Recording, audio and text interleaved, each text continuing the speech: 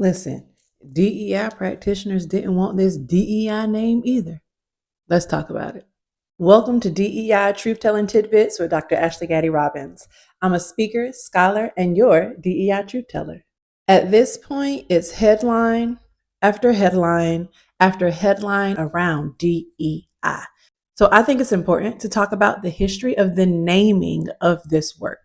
Before we even get to like the formal names of the 1960s, can we just talk about the fact that at some point this was called emancipation, called the abolition movement, called anti-lynching practices. Language is ever evolving and ever changing. So let's talk about the more recent naming of this work and why DEI is not even where we were putting in the energy. The civil rights movement as a more formal name and a more formal term is what really brought upon this act of equity. In the 1970s, we then start seeing a change in language around affirmative action, ensuring that there is opportunity, access for people to be able to engage in the rights and benefits that are dedicated to all. Then in the 1980s, this idea of diversity starts to emerge. This is where we kind of formally start seeing the start of DEI language in the industry because folks really wanted to focus on the differences of people. In the 90s, employees and workplaces were like, let's focus on inclusion. We want to be able to feel included. Then we start seeing diversity and inclusion.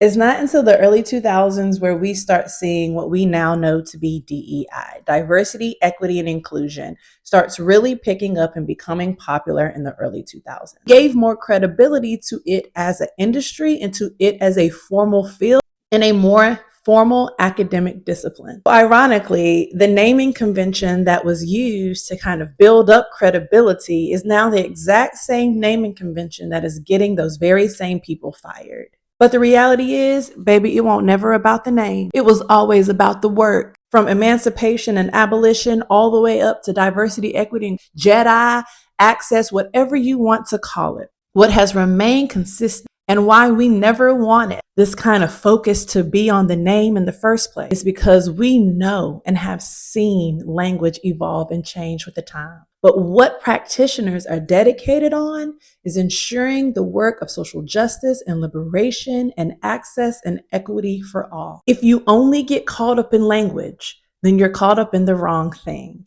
The truth about this work is that it's always been hard, and yet it has prevailed through decades and decades.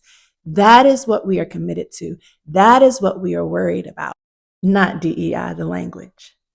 I hope this helps set the record straight. For more truth-telling tidbits, stay tuned.